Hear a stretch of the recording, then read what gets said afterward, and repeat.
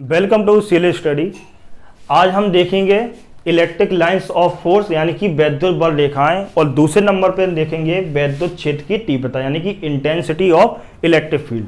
हम इंटेंसिटी को भी समझेंगे। कई बार क्या होता है, बच्चे बस डेफिनेशन तो जानते हैं वैद्युत क्षेत्र की तीव्रता, लेकिन ये तीव्रता का मतलब होता क्या है, ये तीव्रता क्या है। ऐसा नहीं जैसे हम आपसे बोल दें वेग की परिभाषा बताओ, तो वेग की परिभाषा बताने के साथ साथ तुम इस बात को भी फील कर पाते होगे कि जब हम दौड़ते हैं तो जब दूरी में परिवर्तन होता है समय के साथ तो वहां पे वेग आता है, मतलब ऐसा फील कर पाते हो। यदि तुमसे तीव्रता बोलते हैं तो तीव्रता शब्द का मतलब नहीं पता होगा कि तीव्रता ये क्या है। तो अभी हम इसको भी, तीव्रता को भी समझेंगे, फिर इसके बाद हम वैद्युत क्षेत्र की तीव्रता को समझेंगे। ठीक है, तो पहला पॉइंट हमारा क्या है यहाँ पे, इलेक्ट्रिक लाइंस ऑफ फोर्स यानी कि वैद्युत बल रेखाएं। अपने लास्ट लेक्चर में हमने बात की थी वैद्युत क्षेत्र के बारे में। ठीक है, वहां पे क्षेत्र के बारे में बताया था कि वैद्युत क्षेत्र को क्यों हम लाए, उसको इंट्रोड्यूस क्यों किया गया। अच्छा, अब हम बात कर रहे हैं कि ये वैद्युत बल रेखाएं, ये वैद्युत बल रेखाओं की जरूरत क्यों पड़ गई। तो वैद्युत बल रेखाओं की जरूरत इसलिए पड़ गई कि हमने एक वैद्युत क्षेत्र तो बना लिया था, हमने एक वैद्युत क्षेत्र बना लिया था। उस क्षेत्र में हमने बोला था हर एक पॉइंट पर, हर किसी भी बिंदु पर, क्षेत्र के अंदर किसी भी बिंदु पर हम वैद्युत क्षेत्र का मान बता सकते हैं। एक उस पॉइंट पे हम वैद्युत इलेक्ट्रिक फील्ड को ड्रॉ कर सकते हैं, लेकिन हमने साथ में यह भी बताया था कि जो वैद्युत क्षेत्र है वो एक सदिश राशि है, यानी कि वेक्टर क्वांटिटी है। यदि वेक्टर क्वांटिटी होगी तो हमें एक दिशा की जरूरत पड़ेगी। तो हमने E बराबर एफ अपॉन क्यू, यदि हमने टेस्ट चार्ज लिया तो यहाँ पे क्यू नॉट आ जाएगा। ठीक है, इसकी सहायता से हमने वैद्युत क्षेत्र का मान तो बता सकते हैं, वैद्युत क्षेत्र का मान बता, लेकिन इसकी दिशा कैसे बताएंगे। तो दिशा के लिए हमें वैद्युत बल रेखाओं की जरूरत पड़ती है। अब बात समझ में आई, वैद्युत बल रेखाओं की जरूरत क्यों पड़ती है, वैद्युत क्षेत्र की दिशा बताने के लिए हमें वैद्युत बल रेखाओं की जरूरत पड़ती है। अच्छा, अब ये वैद्युत बल रेखाएं जो है ये कॉन्सेप्ट है। ठीक है, ये कोई एक स्पेसिफिक, कोई ऐसा नहीं है कि खोज हो गई, कोई फॉर्मूला, ये एक बस कॉन्सेप्ट है जिसकी सहायता, ये टूल्स है हमें डायरेक्शन बताने के लिए। ठीक है, तो यहां पे कैसे देखेंगे, हमें जिस चार्ज, कोई भी चार्ज हो, प्लस हो माइनस हो, या कोई बहुत बड़ी बॉडी हो जिसमें प्लस भी हो माइनस भी हो, दोनों हो, कैसा भी कुछ भी हो, हमारे पास कोई भी चार्ज है, माना कि हमारे पास क्यू चार्ज है, इस चार्ज का ये है तो इसकी इलेक्ट्रिक फील्ड यानी कि इलेक्ट्रिक फील्ड इसके क्या चारों तरफ बनेगी। ठीक है, हमने चारों तरफ बना दी। अब इसके किसी भी बिंदु पर हम वैद्युत क्षेत्र का मान बता सकते हैं, यानी कि वैद्युत क्षेत्र का मान बताने के लिए हम क्या, ये डॉट डॉट बना दिए ऐसे ऐसे। ठीक है, यहाँ पे हमें इसका जो मान बताना है वो तो हम E बराबर एफ अपॉन क्यू से बता देंगे, लेकिन हमें इसकी दिशा बतानी है। इसकी दिशा क्या होनी चाहिए, यहाँ होगी कि यहाँ होगी, क्या होगी दिशा। तो हम दिशा बताने के लिए अब हम वैद्युत बल रेखा की सहायता ले रहे हैं। ठीक है, तो हमें क्या करना है, हमें प्लस क्यू मान लेते हैं अभी हम इसको कि प्लस क्यू है, हम फिर माइनस क्यू का भी देख लेंगे। चलो अभी छोड़ो, अभी हमारे पास सिर्फ क्यू है। ठीक है, हमारे पास अभी क्यू है। क्या करना होता है, हमें इस क्यू के कारण, इस क्यू आवेश के कारण इस बिंदु पर हमें वैद्युत क्षेत्र की दिशा बतानी है। तो हम कैसे बताएंगे, जब हम यहाँ पे किसी भी टेस्ट चार्ज, जो टेस्ट चार्ज होता है वह छोटा होता है, कौन सा होता है, क्यू नॉट, और ये कन्वेंशनली हम जानते हैं कि ये पॉजिटिव ही होता है, यानी कि धनात्मक होता है परीक्षण आवेश। जब इसको हम इस बिंदु पर लाते हैं तो इस बिंदु, ये आवेश पर जो बल जिस दिशा में कार्य करता है, जिस दिशा में कार्य करेगा उसी दिशा में इसकी गति होगी टेस्ट चार्ज की। माना कि यदि टेस्ट चार्ज की गति इस दिशा में होती है, टेस्ट चार्ज की गति इस दिशा में होती है, तो हम बता देंगे कि इस बिंदु पर वैद्युत क्षेत्र की जो दिशा है वो यहाँ है। यदि इस टेस्ट चार्ज को यदि हम यहाँ रख दें क्यू नॉट को, और इसकी गति यदि यहाँ पर हो, तो हम बता देंगे, बोलेंगे कि इस प्लस क्यू आवेश के कारण इस बिंदु पर जो तीव्रता बन रही है, यानी वैद्युत क्षेत्र बन रहा है, उसकी जो दिशा है वो इस दिशा में है। यानी कि ये जो टेस्ट चार्ज को लाओ और वैद्युत क्षेत्र के अंदर छोड़ दो, टेस्ट चार्ज को लाओ और वैद्युत क्षेत्र के अंदर छोड़ दो, और ये टेस्ट चार्ज जिस डायरेक्शन में गति करे, जिस डायरेक्शन में मूव करे, बस वही डायरेक्शन क्या बताएगी, हमें उस बिंदु पर वैद्युत क्षेत्र की दिशा बताएगी। उम्मीद है बात समझ में आ गई होगी। अच्छा, अब देखते हैं यदि हम प्लस क्यू आवेश लें तब क्या होगा, प्लस क्यू आवेश लें तब क्या होगा। अच्छा, अब देखो यहाँ पे हमने लिया प्लस क्यू आवेश, ठीक है। अब प्लस क्यू आवेश के पास आप यहाँ पे एक धन परीक्षण आवेश लाए। जब धन परीक्षण आवेश इसके बिल्कुल पास में लाके तुम छोड़ दोगे तो ये धन परीक्षण आवेश कहाँ भागेगा, ये बाहर की ओर भागेगा। जब ये बाहर की ओर भागेगा तो इसका मतलब क्या है, जो धन क्यू प्लस चार्ज है, ये इसकी जो बल रेखाएं हैं वो कहाँ जा रही हैं, बाहर की ओर जा रही हैं। जो बल रेखाएं, क्या चीज, बल रेखाएं, तो बल रेखाएं कहाँ की ओर जा रही हैं, बाहर की ओर। यदि धन परीक्षण आवेश यहाँ पे रख देते तो इससे ये कहाँ जा रहा होता है, धन परीक्षण आवेश यहाँ की दिशा में, तो इसका मतलब है ये बल रेखाएं इस दिशा में लगेंगी। तो कहने का अच्छा, यदि हमारे पास माइनस क्यू हो, माइनस क्यू आवेश है हमारे पास, और आप धन परीक्षण आवेश लाए, धन परीक्षण आवेश लाए, तो धन परीक्षण आवेश इसके पास लाए तो ये क्या करेगा, तुम यहाँ पे लाके, ये क्यू है, यदि आप इसके पास लाके यहाँ पे छोड़ दोगे तो ये और पास में चिपक के चला आएगा, तो इसकी दिशा कहाँ हो गई, ये हो गई। तो माइनस क्यू आवेश पर, माइनस क्यू आवेश है तो इस पर बल रेखाओं की दिशा कहाँ होगी, अंदर की ओर। इस पे क्या होगी, रेडियली आउटवर्ड, और इसमें होगी रेडियली इनवर्ड। बात समझ में आई। अच्छा, इससे क्या कंक्लूजन निकला, इससे ये कंक्लूजन निकला है, इससे क्या हम सीखे, ये सीखे यदि हमारे पास प्लस क्यू आवेश हो तो उससे जो बल रेखाएं होती हैं वो बाहर की ओर निकलती हैं, जो बल रेखाएं होती हैं वो बाहर की ओर निकलती हैं, और माइनस क्यू आवेश हो तो उससे जो बल रेखाएं होती हैं अंदर की ओर जाती हैं। बात समझ में आई, इससे ये सीखे। अच्छा, अब बल रेखाओं का यूज क्या है यहाँ पे हम अब देखेंगे। यदि तुम्हारे पास ये पूरी फील्ड है, हम किसी भी फील्ड में हम तुमसे पूछें कि इस बिंदु पर हमें बताओ कि क्षेत्र की दिशा क्या होगी, वैद्युत क्षेत्र की दिशा क्या होगी, तो हमें पता है इस क्षेत्र पर वैद्युत क्षेत्र की दिशा ये होगी। क्यों, क्योंकि हमें पता चल गई है बात कि जो प्लस क्यू आवेश है इससे वैद्युत बल रेखाएं रेडियली आउटवर्ड यानी बाहर की ओर निकलती हैं, ठीक है। तो इस पूरी रेखा में, इस जो पूरी रेखा जहां से ये वैद्युत बल रेखाएं निकल रही है, तो रेखा के हर बिंदु पर, रेखा के हर बिंदु पर यहाँ पे इस कंडीशन के लिए बोल रहे हैं ऐसा, यहाँ पर सभी बिंदुओं पर वैद्युत क्षेत्र की दिशा कहाँ होगी, ये इस दिशा में ऐसी होगी, यानी कि सभी वे बिंदुओं में इस दिशा में होगी, ठीक है। अब इसमें बात आ जाती है, अब यहाँ पे तुमसे बोलते हैं इस बिंदु पर बताओ वैद्युत क्षेत्र की दिशा, तो इस बिंदु पर वैद्युत क्षेत्र की दिशा अंदर की ओर होगी, और यहाँ पे बिंदु ले लो, यदि यहाँ पे बिंदु ले लिया तो यहाँ पे भी अंदर की ओर होगी, क्योंकि पता है कि इसमें वैद्युत बल रेखाएं अंदर की ओर जाती हैं। तो इस रेखा के सभी बिंदुओं पर तो इससे फायदा क्या होगा, यदि हमें वैद्युत बल रेखाएं पता है, दिशा पता है, तो हमें उस किसी बिंदु पर हम वैद्युत क्षेत्र की दिशा बता सकते हैं। ये तो बात हो गई। अब हम देखेंगे इसकी कुछ प्रॉपर्टी होती हैं, उन प्रॉपर्टी यानी कि गुणों को हम देखेंगे। पहला देखो, जो वैद्युत बल रेखाएं होती हैं ये खुला वक्र बनाती हैं। खुला वक्र बनाने का मतलब ये है, यदि हमारे पास प्लस क्यू आवेश ये है तो वैद्युत बल रेखाएं ऐसे निकल रही हैं, यानी कि कहने का मतलब ये है जो वैद्युत बल रेखाएं जो निकल रही हैं, ऐसा नहीं है घूम के आकर फिर से कोई इस तरीके से बंद वक्र बना ले, ऐसा नहीं होता है। ये सीधी निकल रही है, यानी कि खुला वक्र बना रही है, सीधी चलती जाएंगी। अच्छा, एक क्वेश्चन कई बार आ जाता है कि वैद्युत बल रेखाएं और चुंबकीय बल रेखाओं में कौन सी रेखाएं बंद वक्र बनाती हैं। तो चुंबकीय बल रेखाएं जो होती हैं वो बंद वक्र बनाती हैं। जब हम चुंबकीय वाला मैग्नेट वाला चैप्टर पढ़ेंगे वहां पे उसकी बात करेंगे, ठीक है। इस क्वेश्चन को ध्यान में रखना।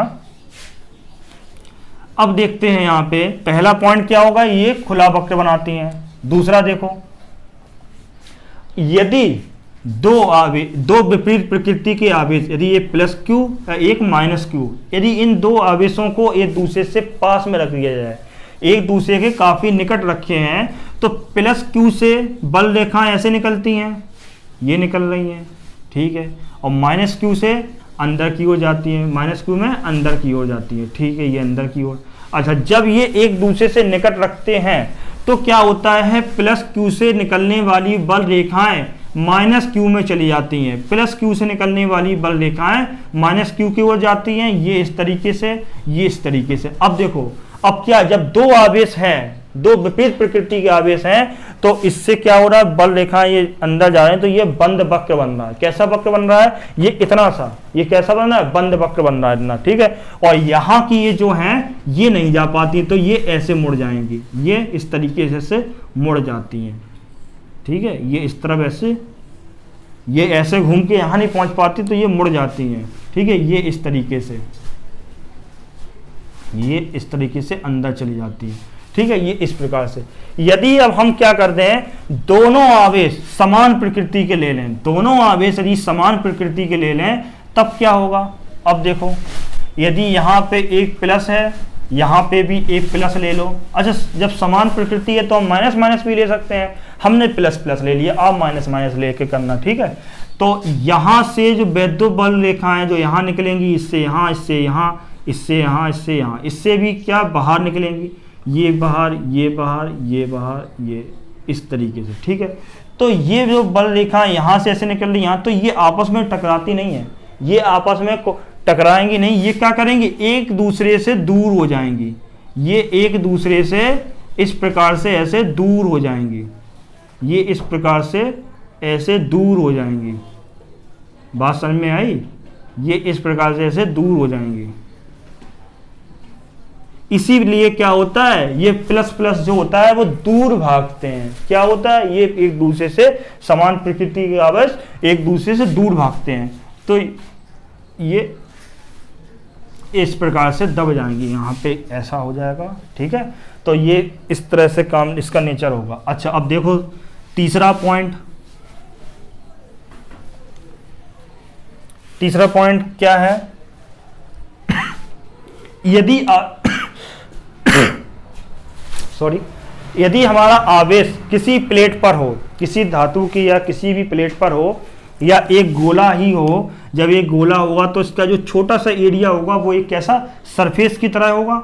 अच्छा, यदि हमने ये नहीं समझ में आ रहा है तो हम क्या करें, ये धातु की प्लेट ले लें। क्या ले लें, धातु की प्लेट ले ली हमने। ये तो क्या है, यदि हमारे पास ये इस तरीके की प्लेट है, ठीक है, ये इस तरीके की प्लेट है, तो यहां से जो वैद्युत बल रेखा निकलेंगी, इस प्लेट में पूरे में आवेश वितरित है, इस प्रकार से पूरे में आवेश है, तो यहां से जो वैद्युत बल रेखाएं निकलती हैं हमेशा वो सतह के लंबवत निकलती हैं। कैसी, सतह के लंबवत। ऐसा नहीं होगा कि ऐसे निकल जाएं, ऐसे निकल जाएं, ऐसे निकल जाएं, ऐसा नहीं होगा, वो हमेशा सतह के लंबवत निकलती हैं। यदि हमारे पास कोई ऐसा गोलाकार आवेश भी होता है तो इसकी ये सतह है, तो ये इस सतह, ये छोटी सी जो सतह मानी हमने, ये सतह फ्लैट होगी, तो इस फ्लैट सतह ये इसके लंबवत ही निकलेगी, ठीक है। ऐसा नहीं होगा कि इस बिंदु पर ये इस दिशा में ऐसे निकल जाए, क्या, वैद्युत बल रेखा, ऐसा नहीं, ये क्या रेडियली आउटवर्ड ऐसे निकल रही है प्लस क्यू आवेश के लिए, ठीक है। अच्छा, अब देखो यहाँ पे, यदि हमारे पास कोई प्लेट है धातु की, इसमें धन परीक्षण आवेश पूरे में एक समान रूप से वितरित है, तो इससे जो वैद्युत बल रेखाएं हैं वो इस तरीके से पृष्ठ के लंबवत बाहर की ओर निकलेंगी। हमेशा हमेशा पृष्ठ के लंबवत ही बाहर की ओर निकलती है, यानी कि सतह के लंबवत होती हैं। अच्छा, अब देखो चौथा पॉइंट जो है वो इसी में है, ये रेखाएं कभी भी एक दूसरे को नहीं काटती हैं। ये जो रेखाएं होती हैं वैद्युत बल रेखाएं, ये कभी भी एक दूसरे को नहीं काटेंगी। अच्छा, यदि एक दूसरे को किन कंडीशंस में काट सकती थी, यदि यहाँ से वैद्युत बल रेखाएं किसी भी एंगल से निकल जाती, ऐसे ऐसे या ऐसे, जब ये ऐसे निकलती तो ये रास्ते में कहीं ना कहीं एक दूसरे को जरूर काटती, ठीक है। अब देखो इस कंडीशन में यदि हमारे पास आवेश गोलाकार है तो इससे भी जो वैद्युत बल रेखाएं निकलती हैं वो सतह के लंबवत निकलती हैं। जब ये इस तरीके से निकल रहे हैं तो ये भी कभी भी एक दूसरे को नहीं काटेंगे, ये बल रेखा भी एक दूसरे को कभी नहीं काटेंगी। अच्छा, ये क्या हम सीखे इस पॉइंट में कि जो वैद्युत बल रेखाएं होती हैं ये कभी भी एक दूसरे को नहीं काटती हैं, ये हमेशा किताब में लिखा होता है। अच्छा, ये नहीं लिखा होता है कि यदि काटेंगी तो क्या हो जाएगा। यदि लिखा भी होता है तो आप लोग सही से पढ़ते नहीं हैं, तो आपको ये बातें, यानी कि छोटा सा कॉन्सेप्ट आपको स्केप कर जाएगा, आप पढ़ेंगे नहीं, बस इतनी परिभाषा पढ़ लेंगे, ये एक दूसरे को कभी नहीं काटती हैं। अच्छा, क्यों नहीं काटती ये भी सीख गए। अच्छा, यदि काटेंगी तो दिक्कत क्या हो जाएगी, दिक्कत ये हो जाएगी, यदि माना कि ये कोई पॉइंट है, इस पॉइंट पे एक कहीं से वैद्युत बल रेखा यहाँ पे भी आ रही है और यहाँ से भी आ रही है, ठीक है। तो इस पॉइंट पे इसने वैद्युत बल रेखा ने काटा, जो वैद्युत बल रेखाओं ने इस बिंदु पर काटा एक दूसरे को, ठीक है, काट दिया। तो काटने से प्रॉब्लम ये आएगी, तुमसे यदि कोई ये पूछेगा कि इस बिंदु पर वैद्युत क्षेत्र की तीव्रता की दिशा बताओ, इस बिंदु पर वैद्युत क्षेत्र की तीव्रता की दिशा बताओ। तो वैद्युत क्षेत्र की तीव्रता की दिशा कैसे बताते हो? वैद्युत क्षेत्र की तीव्रता दिशा बताते हो उस बिंदु पर वैद्युत बल रेखा की दिशा। अच्छा, तो तुम इस बिंदु पर वैद्युत बल रेखा की दिशा तो दो है ना, एक इस दिशा में है, एक इस दिशा में है।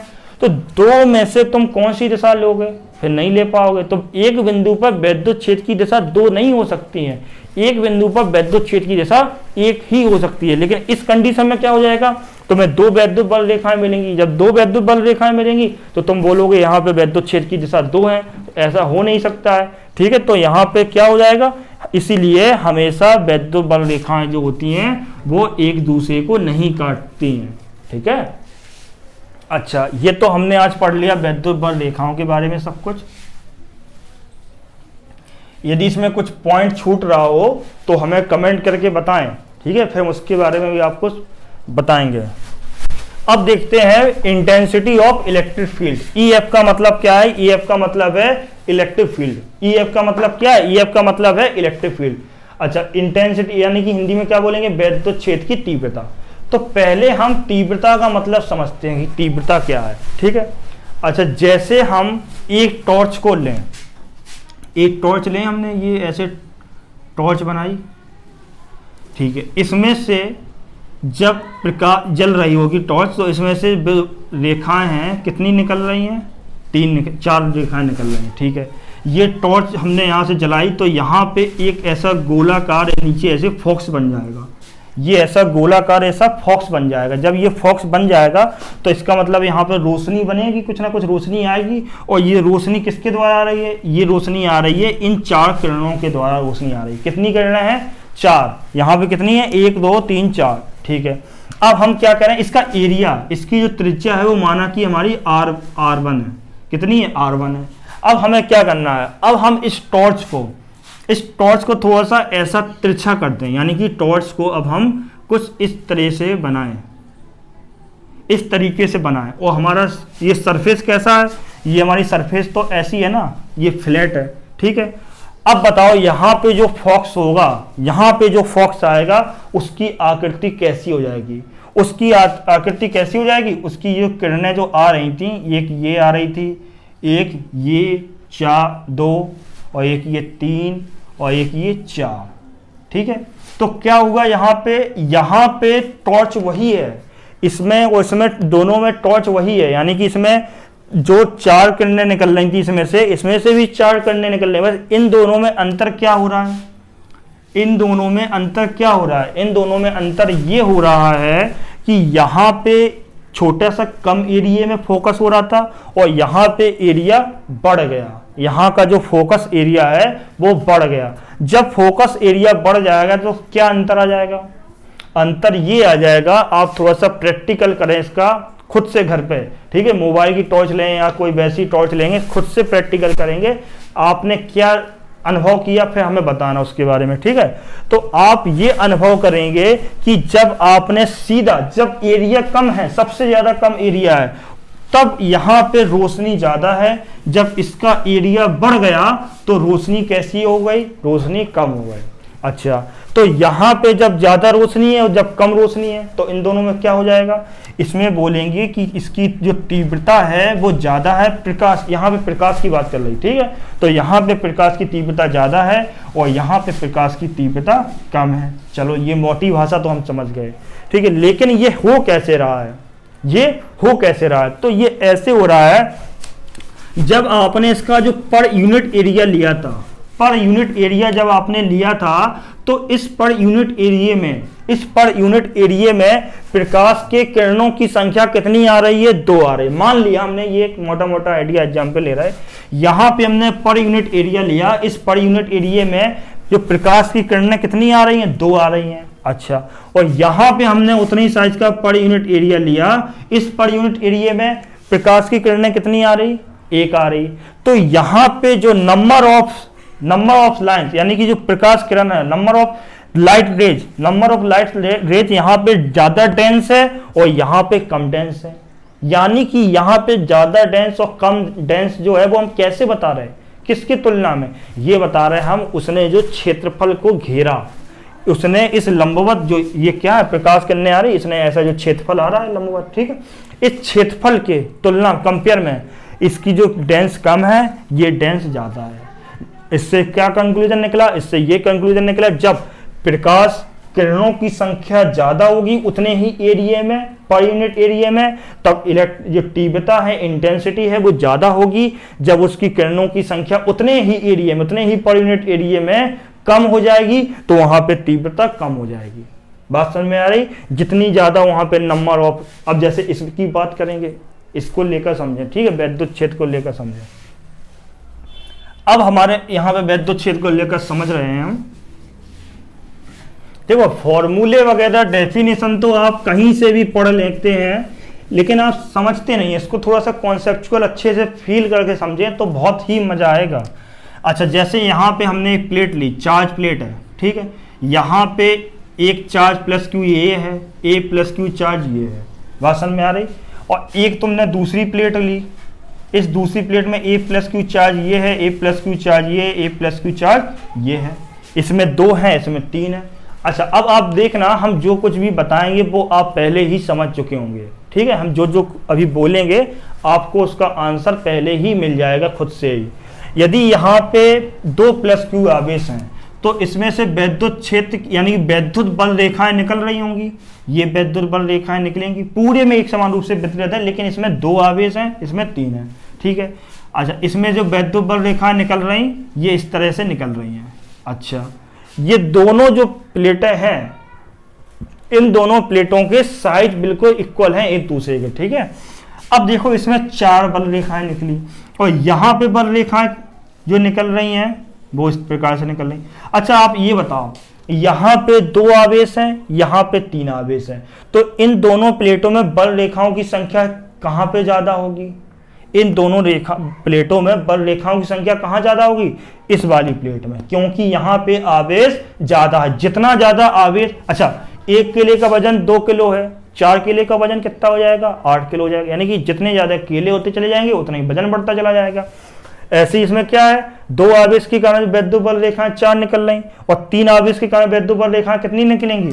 1 2 3, यानी कि 1 के कारण 2 है तो यहाँ पे 6 निकलेंगी। कितनी निकलेंगी? 6, ठीक है, 6 निकल आएंगी। अच्छा, अब देखो यहाँ पे ये दोनों के साइज बराबर हैं, पहले हमने बोला था साइज बराबर है। अब तुम क्या करो, इतना सा पर यूनिट क्षेत्रफल ले लो, एरिया ले लो, ठीक है, इतना सा पर यूनिट एरिया हमने ये ले लिया। अच्छा, अब बताओ इस एरिया में बल रेखाएं किस में ज्यादा है, इस वाले में कि इस वाले में? ऑब्वियस सी बात है कि नीचे वाले में ज्यादा है। अच्छा, नीचे वाले में यदि ज्यादा है तो तीव्रता का मान ऊपर ज्यादा होगा कि नीचे ज्यादा होगा? तीव्रता का मान नीचे ज्यादा हो जाएगा, क्योंकि यहाँ पे नंबर ऑफ लाइंस यानी कि इसमें कितनी है? 1 2 3 4 5 6, इसमें 4। जहां जितनी ज्यादा पर यूनिट एरिया में उतनी वहां पे इंटेंसिटी यानी कि तीव्रता ज्यादा, जितनी कम उतनी वहां तीव्रता कम, ठीक है। तो ये क्या है? वैद्युत क्षेत्र की तीव्रता है। तो इससे एक परिभाषा बनती है, वैद्युत बल रेखाएं जहां निकलती हैं, वैद्युत बल रेखाओं के लंबवत क्षेत्रफल से, वैद्युत बल रेखाओं के लंबवत क्षेत्रफल से गुजरने वाली वैद्युत बल रेखाओं की संख्या किसकी बात कर रहे हैं? संख्या, वैद्युत बल रेखाओं की संख्या वैद्युत क्षेत्र की तीव्रता कहलाती है। यानी कि जितनी ज्यादा रेखाएं उतनी ज्यादा तीव्रता, इससे ये डेफिनेशन बनती है। तो जो वैद्युत बल रेखाएं हैं इनको क्यों लाया गया? इसको वैद्युत बल रेखाओं के कॉन्सेप्ट को इसलिए लाया गया कि हम वहां पे ये बता सकें कि वहां पे वैद्युत क्षेत्र का मान कितना है और दिशा कितनी है। इससे हम पहले मान भी अंदाजा लगाते थे, यानी कि पहले मैथमेटिकली नहीं बताते थे, पहले हम कैसे थ्योरेटिकल बताते थे कि यहाँ पे ज्यादा हुआ है कि यहाँ पे ज्यादा कम, मतलब कंपैरिजन करते थे। बाद में फिर ये वाला कॉन्सेप्ट आया, E बराबर F/Q। ये एकदम क्या है, ये फॉर्मूले से हमें एक मैथमेटिकल सीधे मान प्रोवाइड कराते, सीधे मान दे देता है वो। यहाँ से हम क्या इस कॉन्सेप्ट से बताते थे कि यहाँ पे तीव्रता कम है, यहाँ पे ज्यादा है, इतना बता पाते थे। यानी कि तीव्रता बता तो देते थे लेकिन एग्जैक्ट कोई वैल्यू नहीं आती थी, लेकिन दिशा के लिए काम आता था। किसके लिए? दिशा के लिए। तो वैद्युत क्षेत्र की तीव्रता ये हो गई। अच्छा, यहाँ पे हमने कल मात्रक बता ही दिया था, इसका ई का मात्रक क्या होता है? न्यूटन पर कूलाम। इसके क्या वेक्टर क्यों आता है? ई पे वेक्टर सदिश राशि क्यों आती है? क्योंकि ई बराबर F/Q है, तो F पर हमारी सदिश राशि, इसलिए इस पे भी एक वेक्टर आ जाएगा। तो इस प्रकार से ये दोनों टॉपिक हो गए। देखो यदि आप इसको समझ रहे हो अच्छे से, ठीक है, तो आप फिर इसको एक बार फिर से पढ़ो, एक बार वीडियो को फिर से देखो, जिससे कि ये जो पूरी थ्योरी है दिमाग में अच्छे से छप जाए। जब छप जाएगी, जब न्यूमेरिकल लगाने बैठोगे ना, तो न्यूमेरिकल बहुत आसान लगेंगे, न्यूमेरिकल बहुत आसान लगे। ये हमारा चैलेंज है, दावा है, यदि आप समझ रहे हो तो। ठीक है, आज के लिए इतना ही, धन्यवाद। कल हम बात करेंगे वैद्योच्छेद की तीव्रता के आगे, इसके points due two point charge यानी कि बिंदु आवेश के कारण वैद्योच्छेद की तीव्रता, और भी कई बातें करेंगे। ठीक है, थैंक यू सो मच।